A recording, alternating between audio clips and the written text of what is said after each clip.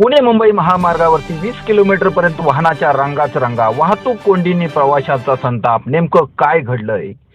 पुणे मुंबई द्रुतगती महामार्गावर मध्यरात्रीपासून एका लेनवरून वाहतूक सुरू करण्यात आली आहे. प्रोपोलिन गॅसचा टँकर पलटी झाल्यानं मुंबईकडे जाणारी वाहतूक साधारणतः 8 तास ठप्प होती. नेमकं किती वाजता झाला हा अपघात आणि त्यासंबंधीची सर्वच माहिती.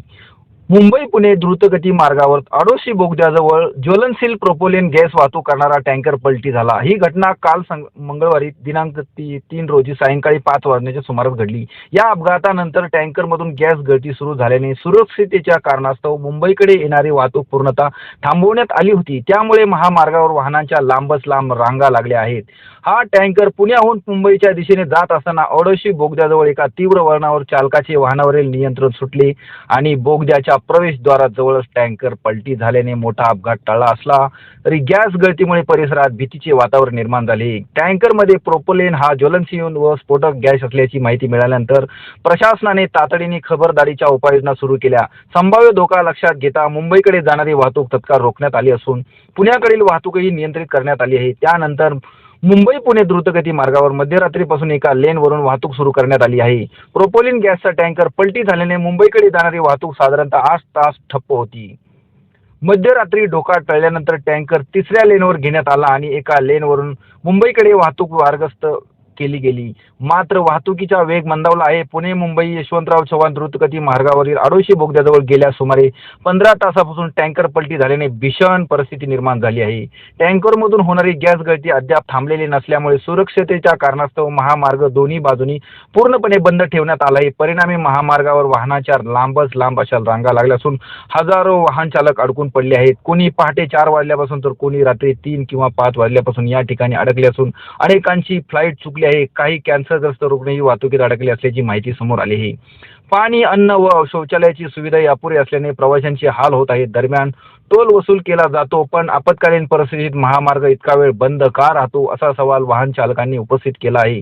प्रशासनाने तातडीने उपाययोजना करून महामार्ग मोकळा करावा अशी जोरदार मागणी वाहन चालकांकडून होत आहे. वाहतूक कोंडीत फसलेल्या प्रवाशांचा संताप. कोण कुठं निघालंय?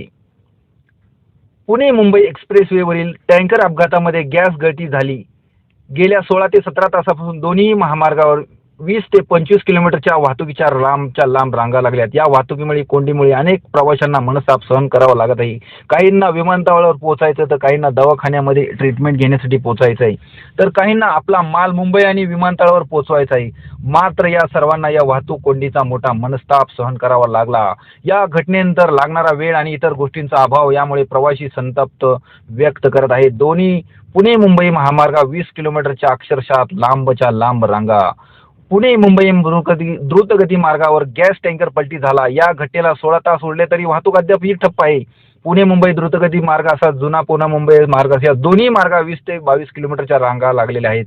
मुंबई पुणे एक्सप्रेसवे वाहतूक बदल करण्यात आलाय. नेमका कुठून कसा करण्यात पाहूया. आडोशी बोगद्याजवळ गॅस गळतीच्या घटनेमुळे एक्सप्रेसवेवर आणि जुन्या हायवेवर दोन्ही ठप्प आहेत. प्रवाशांनी कृपया खालील पर्यायी मार्गाचा वापर करावा. एक पर्याय तामिनी घाट मार्गे पुणे पौंड तामिनी घाट माणगाव मुंबई दक्षिण मुंबईसाठी उपयुक्त. माळशेज घाट मार्गे पुणे चाकण नारायणगाव माळशेज घाट कल्याण ठाणे उपनगरांसाठी उपयुक्त. कृपया लोणावळा खंडाळा मार्ग पूर्णपणे टाळावा. प्रवाशांचा वेळ 3 ते 5 तासांनी वाढू शकतो, त्यामुळे पुरेसे इंधन आणि पाणी सोबत ठेवावे.